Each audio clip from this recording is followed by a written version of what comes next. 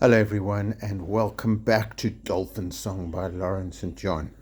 So, in the last chapter, Martine met this amazing guy called Alberto, and it just feels like he's somebody special. So, here's chapter 8. The one thing the class had been told over and over was that the sardine run was unpredictable.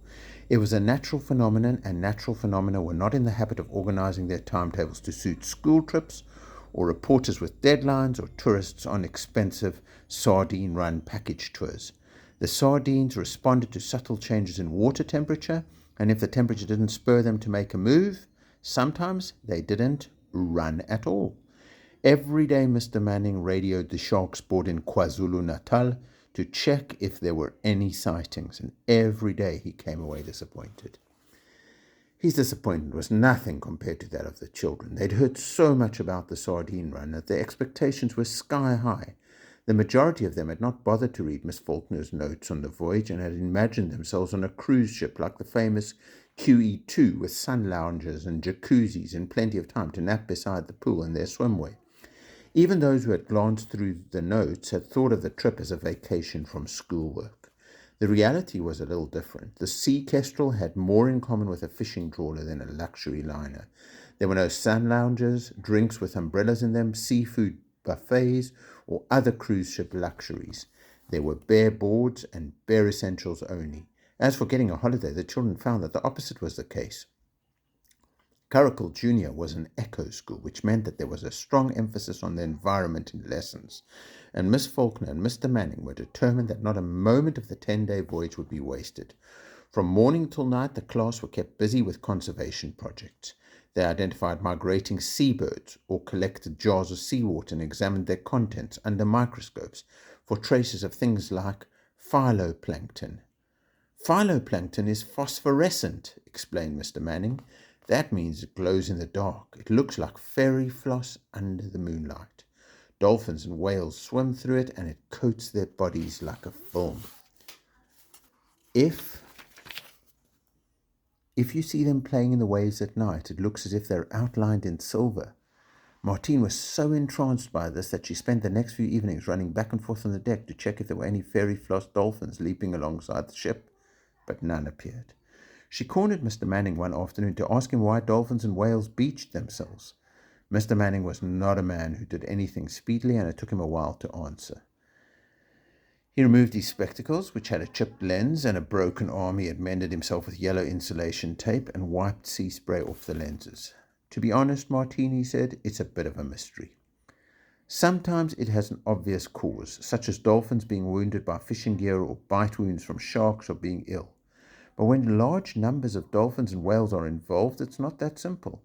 Alberto was telling me that in the Bazaruto Islands, dolphins have beached themselves on the 13th day of each of the past 3 months. Isn't that peculiar? Some Tsonga believe that it's because the dolphins have become drunk on rainwater, and around the world other cultures have their own ideas. But many scientists are now coming round to the theory that one of the main causes is sonar. Sonar? You mean the thing ships use to communicate with each other? Exactly. Sound navigation and ranging is its full name. It was invented in 1906 by a man called Lewis Nixon as a way of detecting icebergs, and then modified by a French physicist and a Russian engineer for use in detecting submarines during the First World War. These days, of course, sonar is used extensively by the Navy for military purposes and many other people and organizations for all sorts of other things. For instance, fishermen use it to find shoals of fish.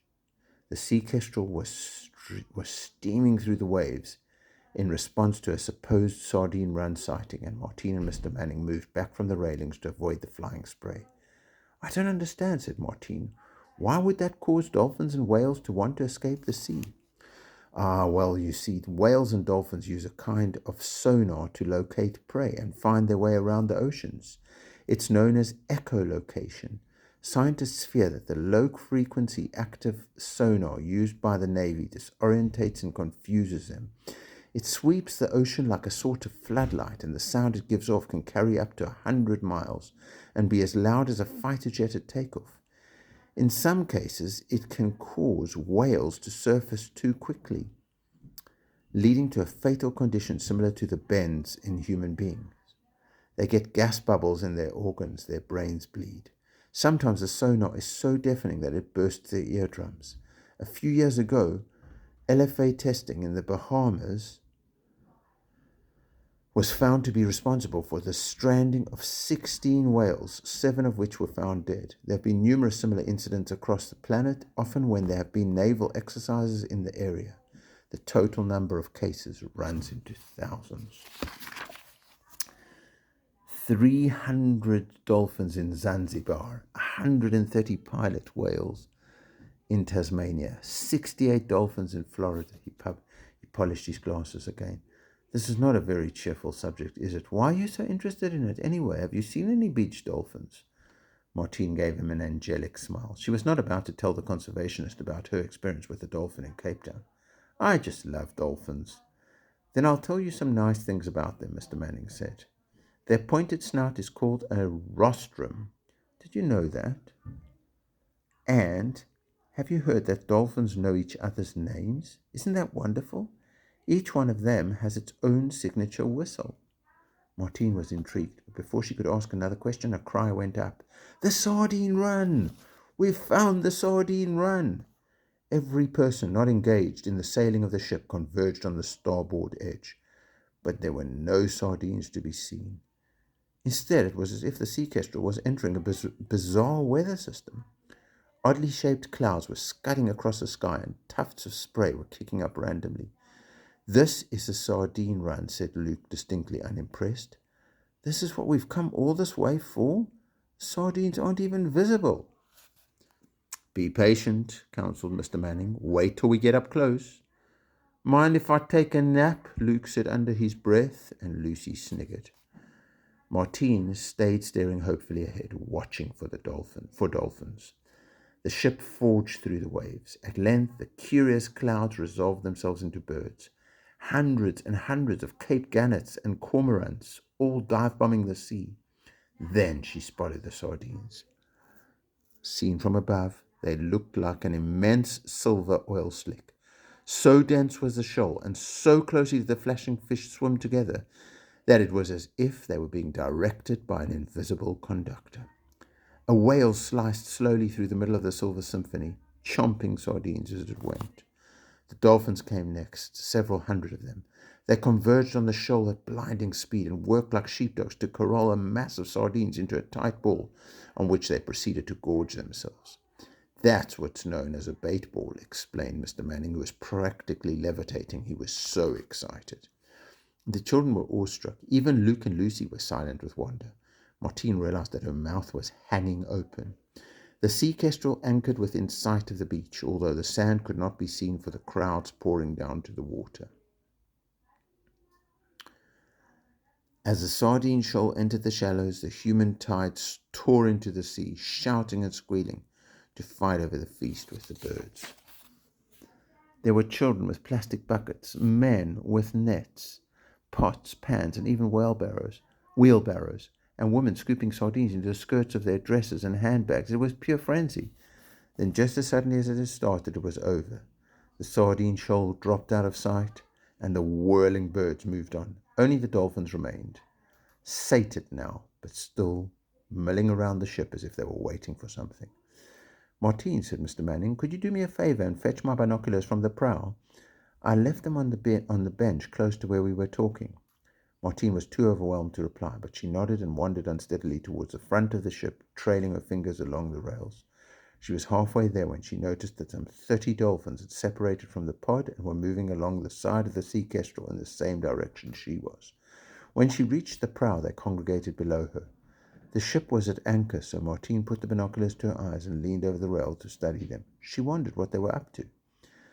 Dolphins were fuzzy through the lenses of the binoculars, but she adjusted the focus, and their grey faces and pink mouths popped into view. Every one of their faces was turned upwards, and they were all clicking and whistling at once. Martine took the glasses from her eyes to see who or what they were chattering to, but no one was there. They appeared to be talking to her. What do you want? Martine called down to them, bending over the railings. What are you asking me? Aware that she was keeping Mr. Manning waiting, she began to stroll slowly back to the other end of the ship, keeping her eyes on the dolphins. To her amazement, they followed her again. She was so absorbed that she didn't see Mr. Manning until she slammed into him. Several of her classmates were gathered around him, staring at her with envious disbelief. "Extraordinary," Mr. Manning said. "This is my 8th sardine run, and I've never seen anything like it. It's almost as if you were a sort of dolphin Pied Piper. I mean, why would they follow you like that?" Out of the corner of her eye, Martine saw the dolphins slip beneath the sea's rocking blue surface. "I think it was coincidence," she told him. "There were some fish jumping around the prow, and the dolphins just happened to go there at the same time as I went to get the binoculars. Then they returned at the same time too." "Yes," said Mr. Manning doubtfully. "Yes, I suppose that must be it."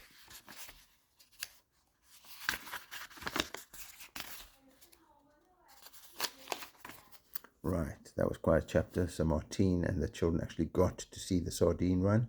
The dolphins seemed to be trying to communicate with Martine. What are they trying to tell her?